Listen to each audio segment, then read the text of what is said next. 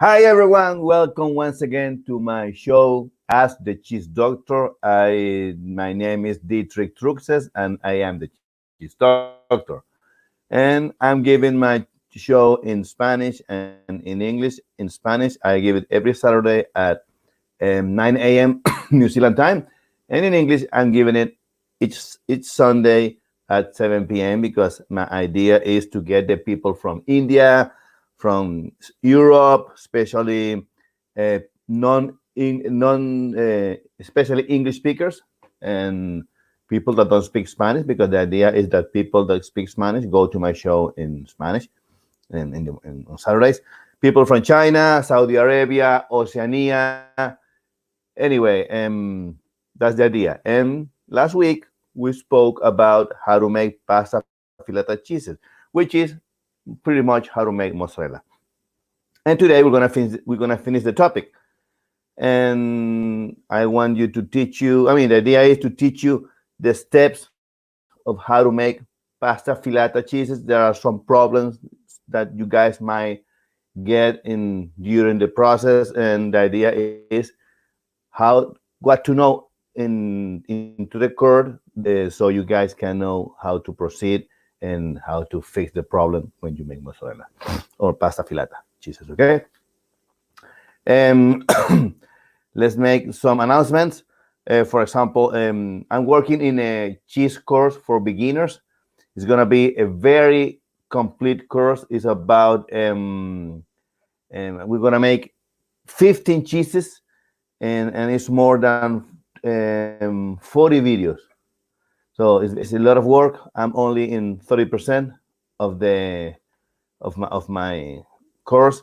And if someone wants to sign up, just email me at drquesero.com or caimagilimited@gmail.com, and you can have 50% of the course. The course is gonna cost very cheap. It's gonna cost only $250.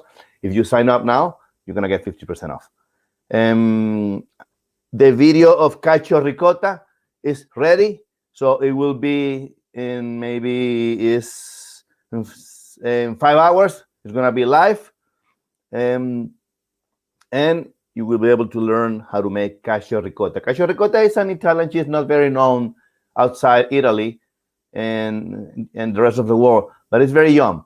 So I would suggest to try to make it because it's very good. I already tried and it's very good. However, I am ripening. I just cut a small piece, and the rest I am ripening because the older is the cheese, the better the flavor.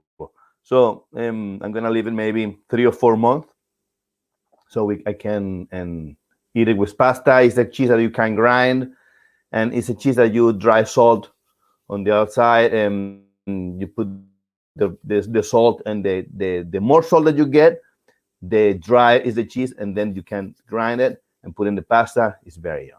Okay, of course, uh, during the process there is proteolysis and lipolysis, which improves the flavor, and it will become yummier and yummier. Okay. I want to thank you as well, because now we are 13,500 subscribers. I never thought I was gonna have so many subscribers, and this is thanks to you. Without you guys, without my audience, I don't. Without you, we wouldn't have any show. And I'm very pleased because of that. Because my idea is to teach you really teach you how to make cheeses at home, how to make homemade cheeses or artisan cheeses. If you want to go further and want to make a business, a serious business, you will have the knowledge here in my channel, because I know what's happening to the cheese. I know the chemical part. However, I don't go so deep here because that's not the idea. If you want to go deeper, I would suggest take my mentoring program, which is in the membership program in the channel. What else do we have? The American Cheese Society have opened the applications to participate in the International Cheese Award. Okay, and this is a World Cheese Award. I'm going to compete with 1 or 2 cheeses. They are already in my fridge, in my aging chamber. And well, if you guys want to compete, I'm gonna open a mentoring program so to guide you how to compete, how to send your cheeses, because you had to send your cheeses through courier, what to make, if you want to make cheddar, if you want to make mozzarella, if you want to make Oaxaca cheeses, if you want to make Colby, manchego, anyway, whatever the cheese that you want to make, you will be able to make it if you want to make it. And I'll teach you how to how to compete. If you have to, of course, for each piece you have to pay a fee. And anyway, if you want to compete, just let me know, and I will help you out. Okay, now let's go with the presentation. I'm gonna go with this is my iPad as always. Okay, I'm gonna carry on with the presentation of the pasta filata cheese, and I'm going to share it to you. Let me share the screen. Okay, share the screen.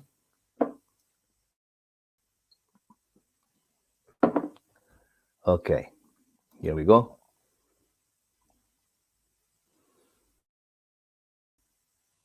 Okay, this technology always kills me. But anyway, share. Okay, here we are.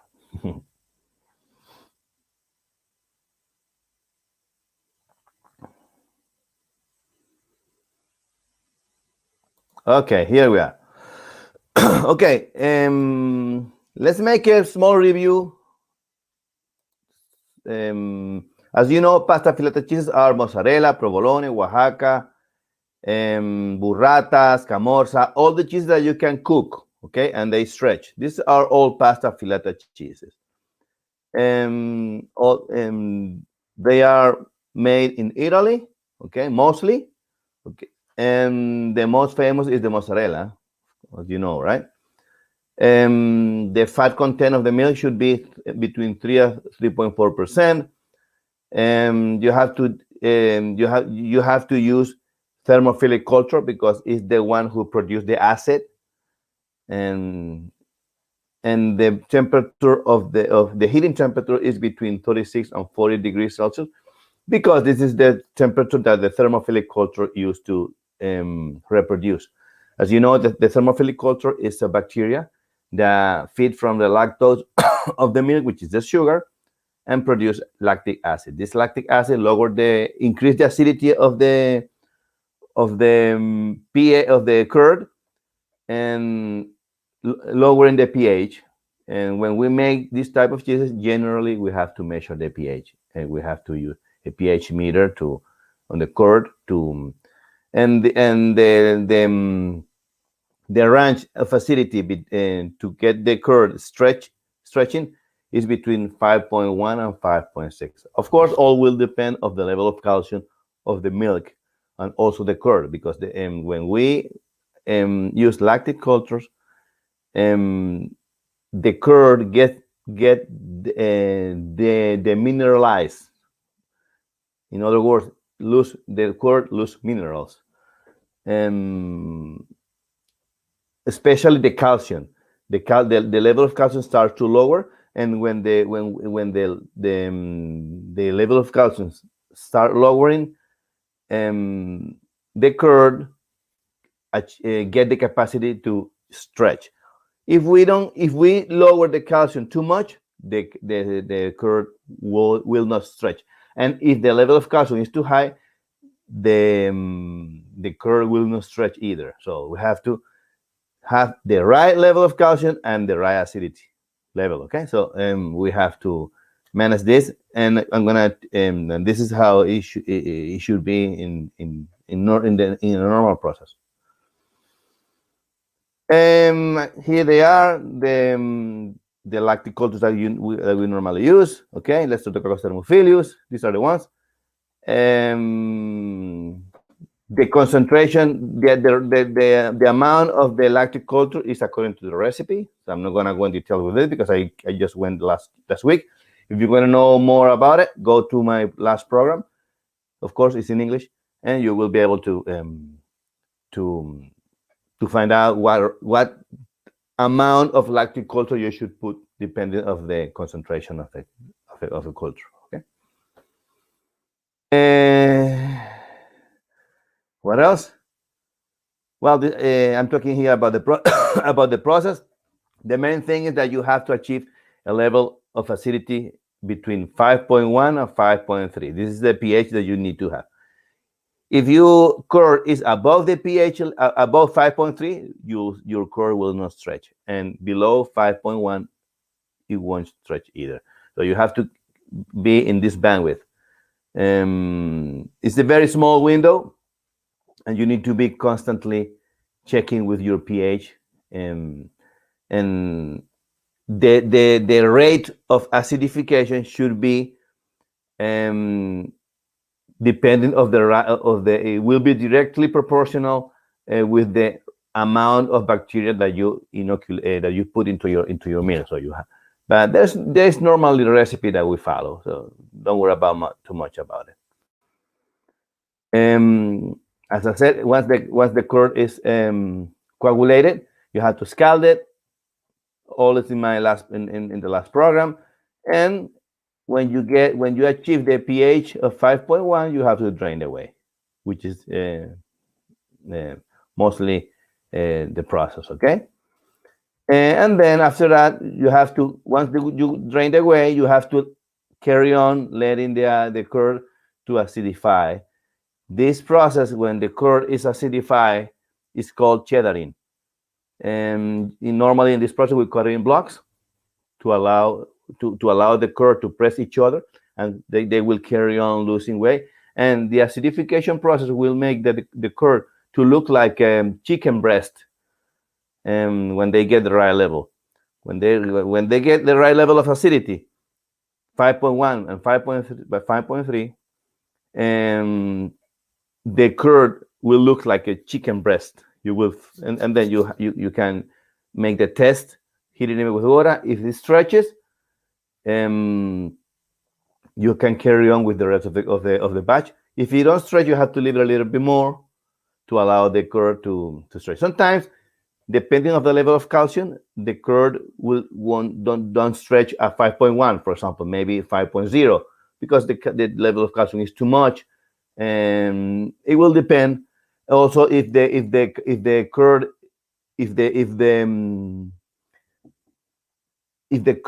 and not the curd, if there is a lot of interaction in the protein, it will become hydrophobic, and therefore the curd will not stretch either.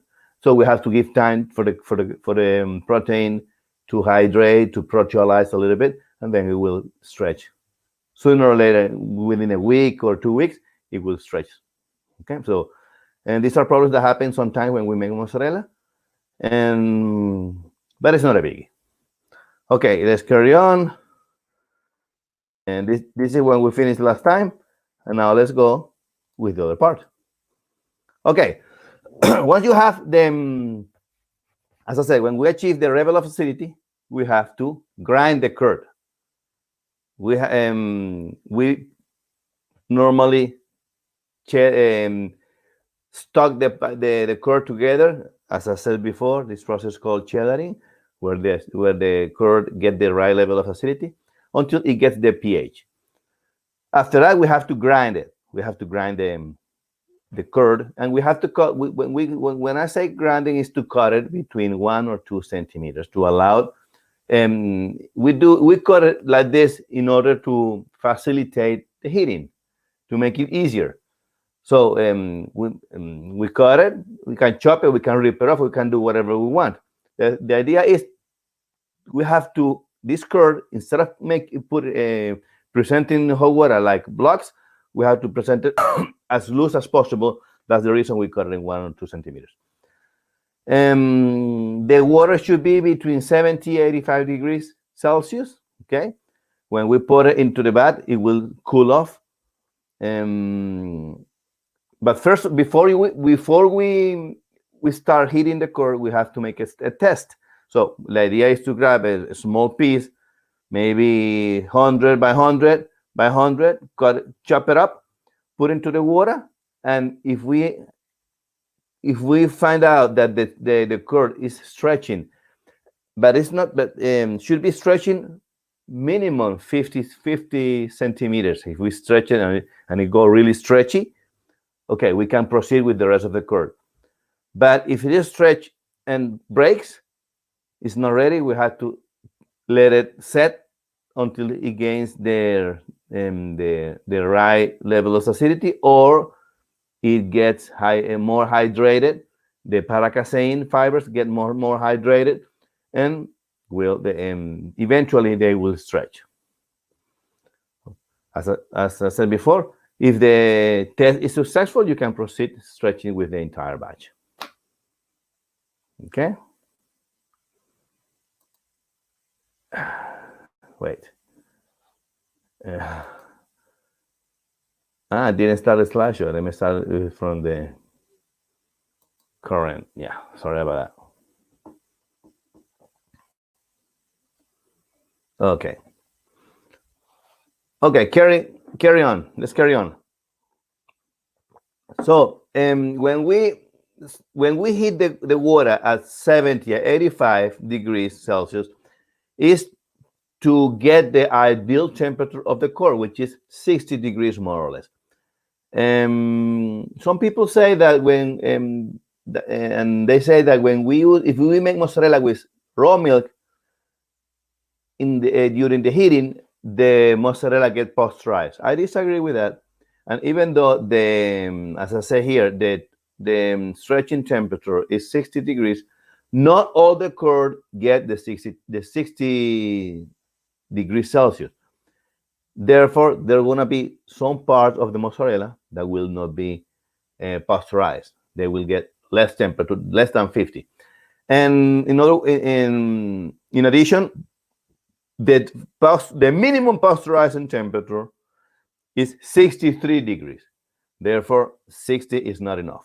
So my advice, when you make mozzarella with raw milk, pasteurize the milk first, and then carry on with the process as normal. To stretch the curd, we have to achieve two conditions. The curd needs to be correctly acidified and demineralized.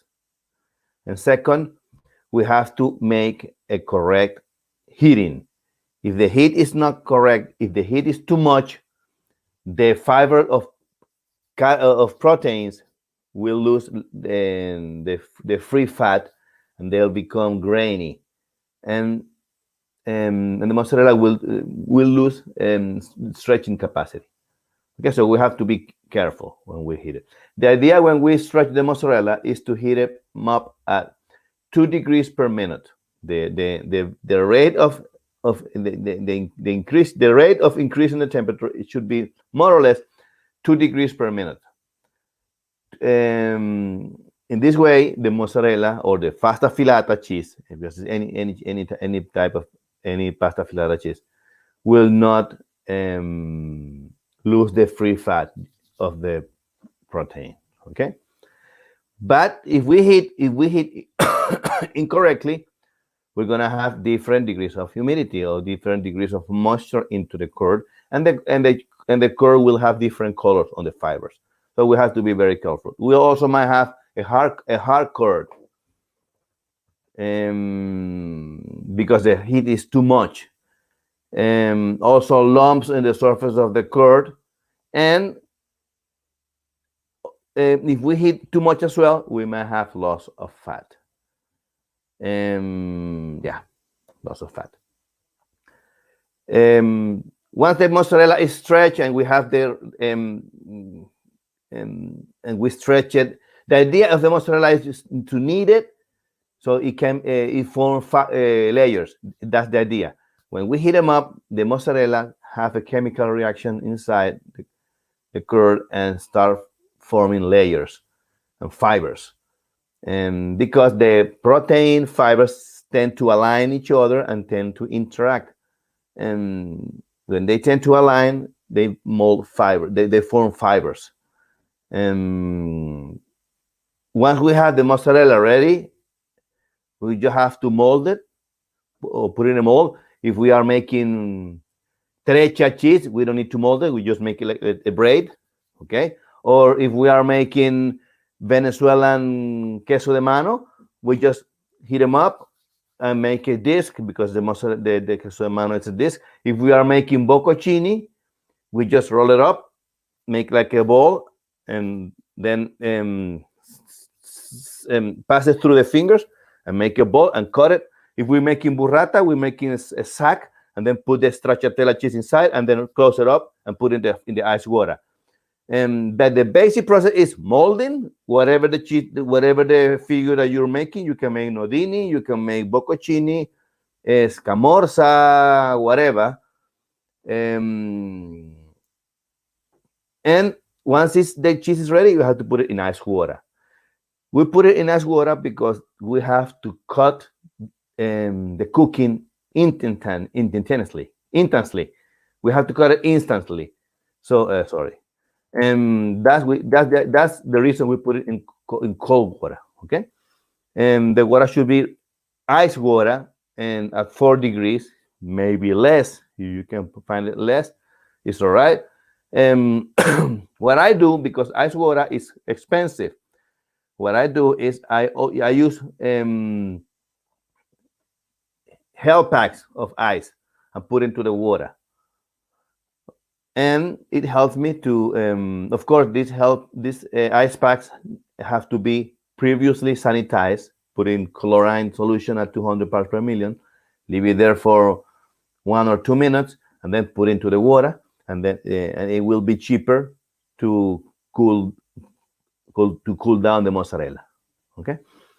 Once the mozzarella is cooked, we have to put it in brine. The brine is at 18%, between 18 and 25%, and leave it for a while. You don't have to leave it for 1 or 2 days now. You just leave it for a while, because the level of salt of the mozzarella is very low, normally between 1 and 2%, no more than that.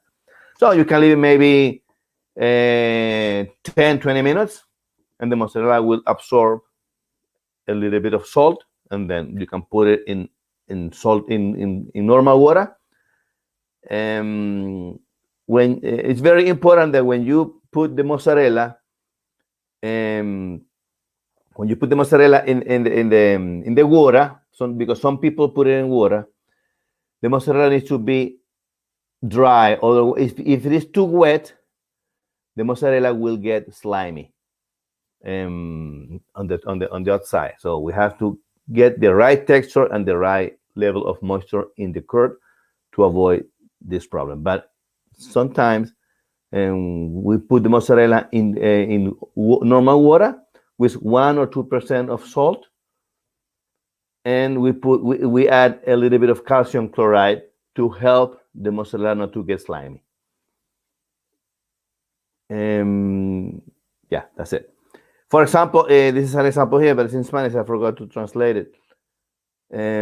For 5 kilo mozzarella, we leave it 24 hours. This is what I say here.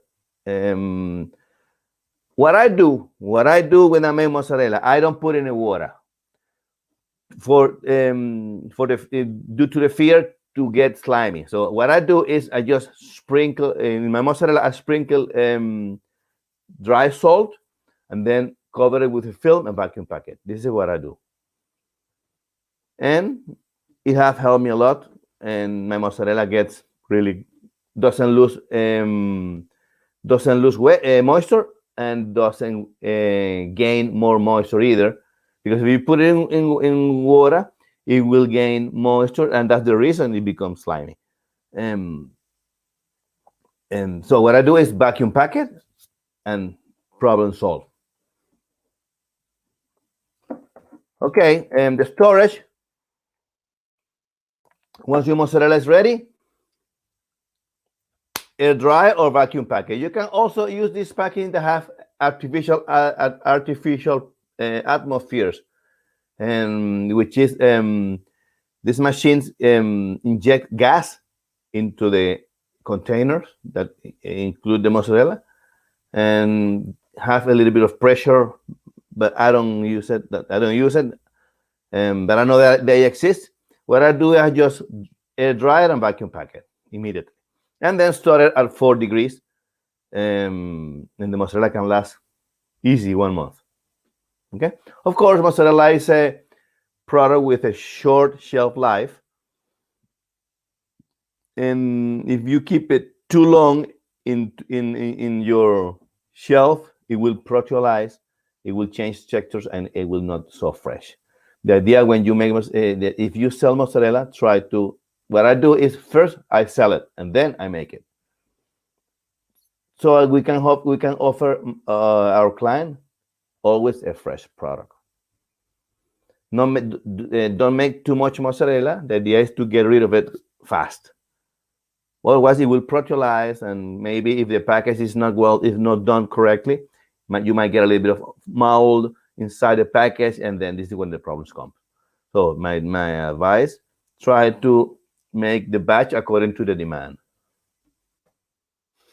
Okay, for next week, I'm going to speak about blue cheese, blue vein cheeses. Okay, I'm going to make a presentation how to make blue cheeses, what to consider, what type of mold you have to use.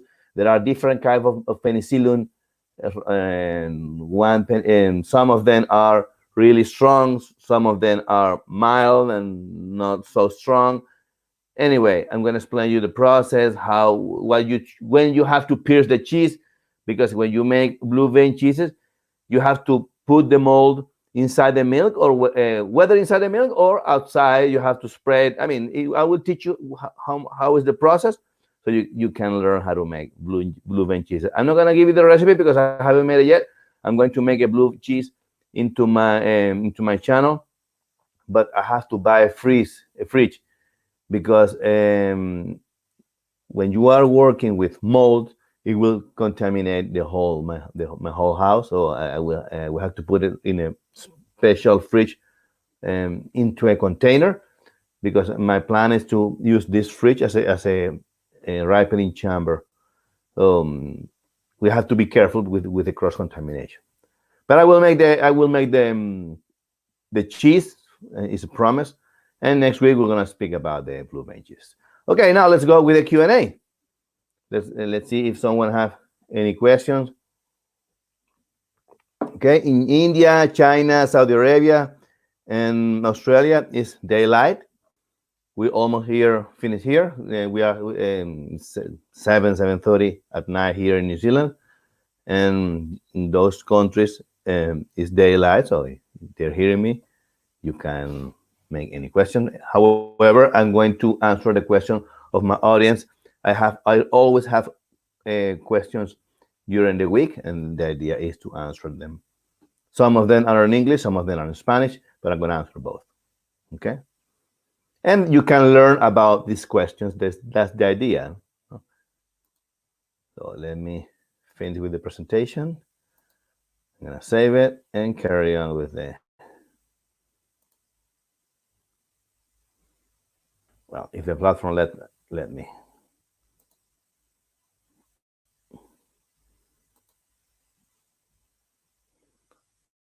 Okay, here we are. Okay, let's go. Stop sharing. Okay, now let's go. I'm going to go with the first question. Okay. It says here, should I wash the curd when the pH of my mozzarella decreases below 5.1?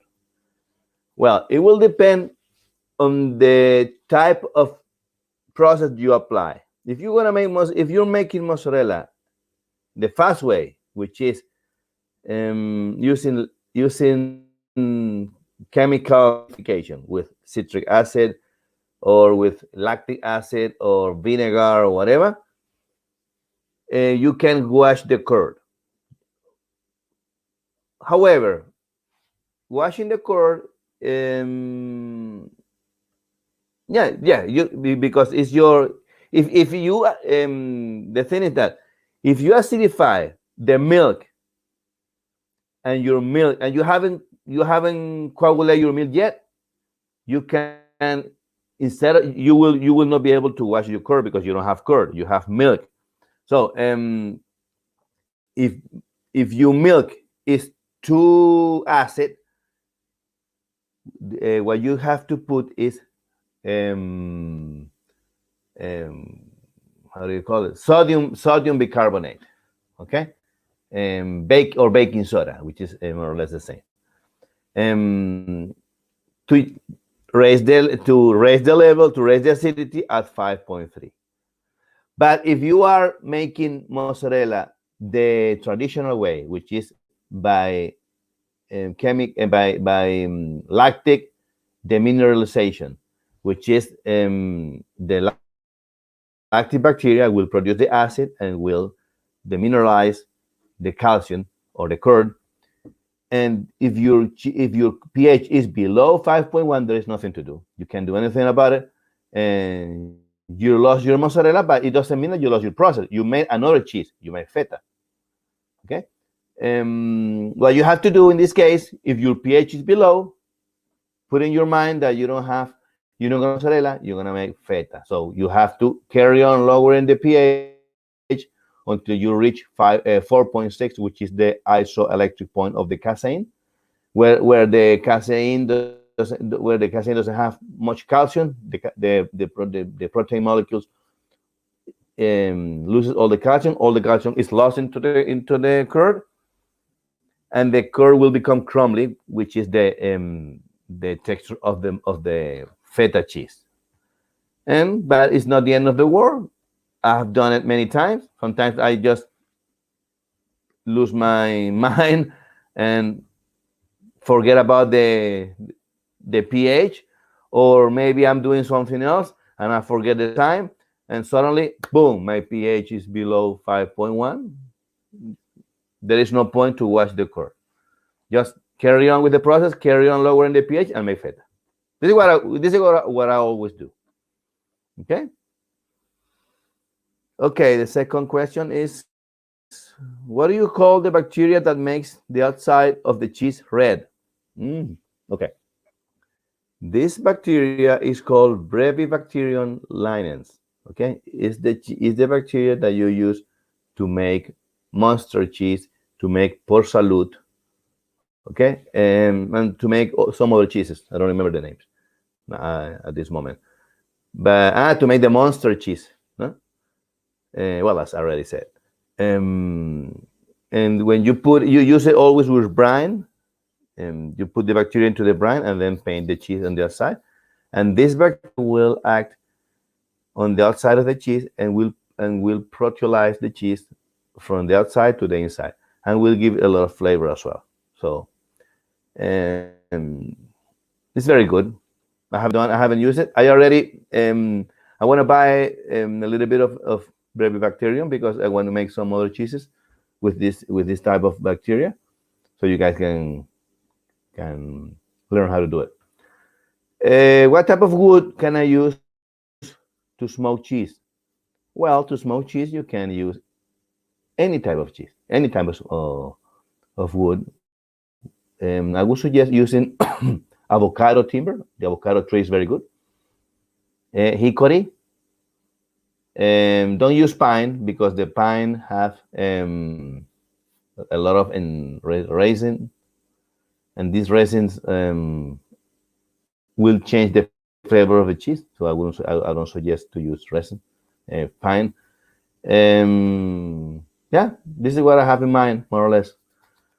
I have pretty much the words in Spanish because Spanish is my first language, so I know more type of wood in Spanish.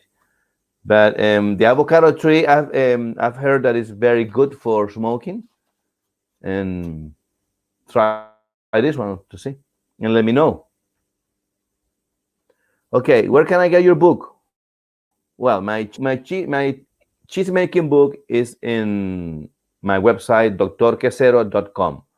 It's in English, okay, but it's about making Venezuelan and Colombian cheeses. However, in this book, I teach how to make cheese as well. It's not only Venezuelan and Colombian cheeses. I teach the technique how to make cheese. And in addition, I have also some other recipes. I have the recipe to make mozzarella the correct way, the traditional way. I have the recipe to make monster cheese, to make manchego. I don't remember what other cheeses do I have, but I have heaps. So there are more than 25 recipes. Okay, some Venezuelan, some Colombian, and some internationals. So if you want to get my book, go to my website, drquesero.com, and find it in my website. And this website will take you to another website, which is Blurb, where the book is in English. Okay. What type of do you recommend to make a cheese press? That's another question. To make a cheese press, you need a strong wood. Okay. I don't know the names in English, the name of the wood, of strong wood. But it need to be a strong wood. Okay. Don't use pine. And if you're gonna use pine, try to use the pine compound, which is would have the fibers cross, and this compound is stronger. It's a lot stronger. For the arm, you can use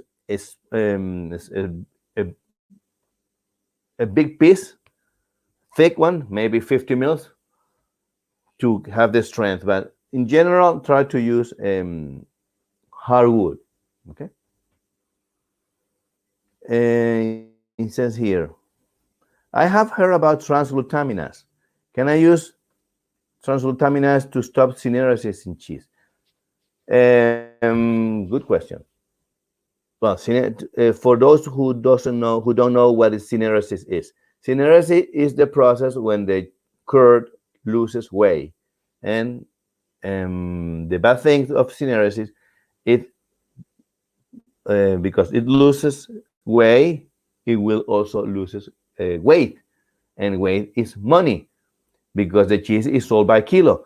So the more weight that the cheese lose, the less it will weight. So by using transglutaminase, we stop this process of losing weight, and the cheese will become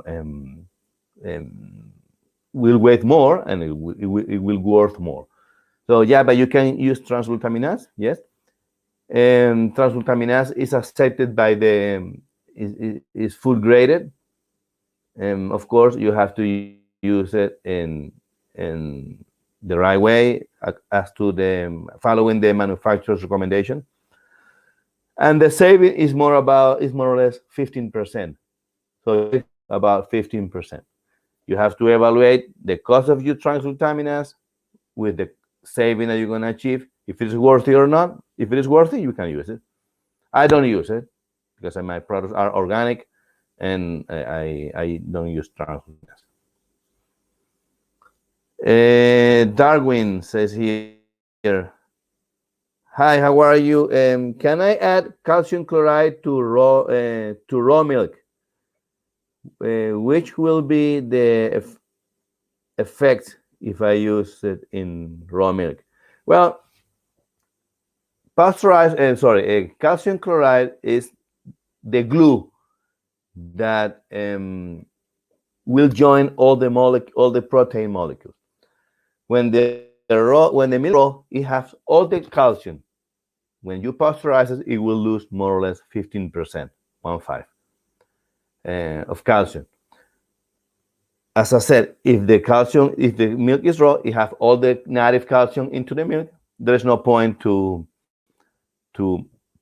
add more calcium chloride to the milk, because it will become too rubbery, okay? And it won't stretch. It's like eating a rubber from school.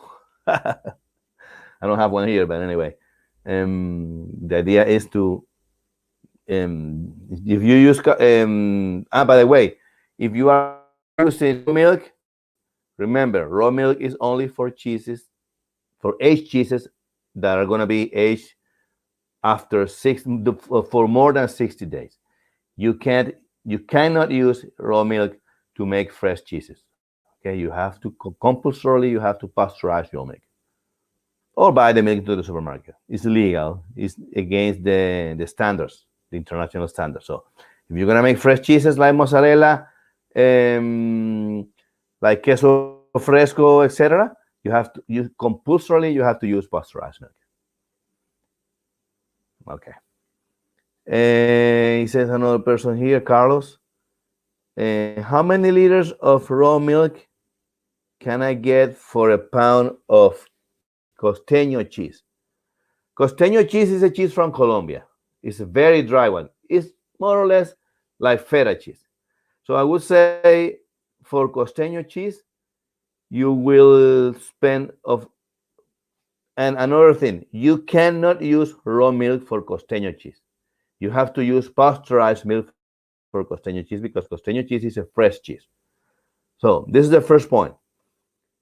But let's say that you are using pasteurized milk.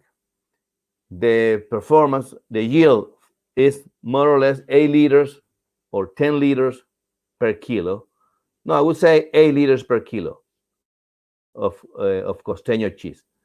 But don't use raw milk because you might get sick if your milk is contaminated with aphthous, with listeria, salmonella, or even antibiotic. If the cows have mastitis, and they are drinking, or the owner is giving them antibiotics, these antibiotics will pass to the milk, and you might get sick. Okay, your body will absorb the antibiotics because you through the cheese, and your body will become will absorb these antibiotics. And if you have an infection and you get new antibiotics because you already have this antibiotics, your body will make resistance against the new antibiotics to fight with this disease that you might have. Okay, so be careful and pasteurize your milk. You use it for making cheese. Except, as I said, if your cheeses are gonna be aged for more than 60 days. Okay, let's carry on here. How we are? Let's say. Okay.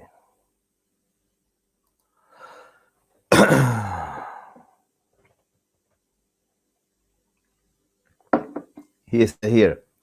Hi from Texas. I just discovered your channel and I love it. And I love the way you explain. And the only thing that I could understand is the temperature is in Celsius or Fahrenheit. Here in USA we use Fahrenheit. In Latin America it's Celsius. Which one is which?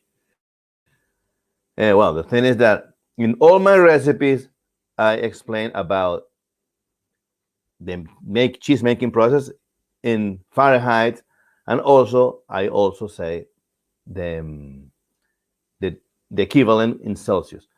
And what I do is generally all cheeses that I made so far in my channel are cooked between 25 or 40 degrees Celsius.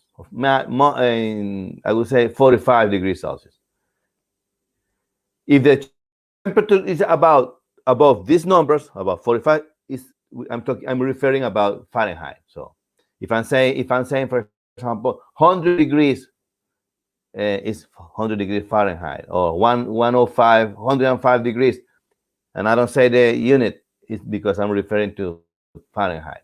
Okay, so you can also go to the captions, and it will tell you more or less. Okay, let's say here another one. And another person here. I made real mozzarella versus the 30-minute mozzarella. I've made the 30-minute mozzarella dozens of times with very few fails. How much difference is the real stuff in taste and texture? And just how difficult it is to make the real stuff. Well, look, let me tell you. It's not easy. I mean, it's not hard to make the real stuff mozzarella, to make the traditional mozzarella. It's not hard. The thing is that it takes time. If you're using pasteurized milk to make real mozzarella, what I would suggest is add a little bit of calcium chloride and then start the acidification process. Because when you are making mozzarella with pasteurized milk, you already lost 15% of your calcium. In addition, during the process, you're going to lose more calcium than you should lose because the milk is pasteurized. Therefore, you have to compensate this loss by adding calcium chloride. The thing is that this process lasts 6 hours. Of course, the flavor of the real stuff is from heaven to earth. Is much better, yummy. I would say this is the real mozzarella. The flavor is excellent, but it takes a long time. What you can do, and what I do as well, is I make, because time is money. So what I do is I make the mozzarella the express way using lactic acid, but I use lipase, and the lipase will improve the flavor of the mozzarella. Of course, it won't be as the real stuff, but it will become pretty much alike. The flavor will be good because the lipase give the mozzarella a buttery flavor.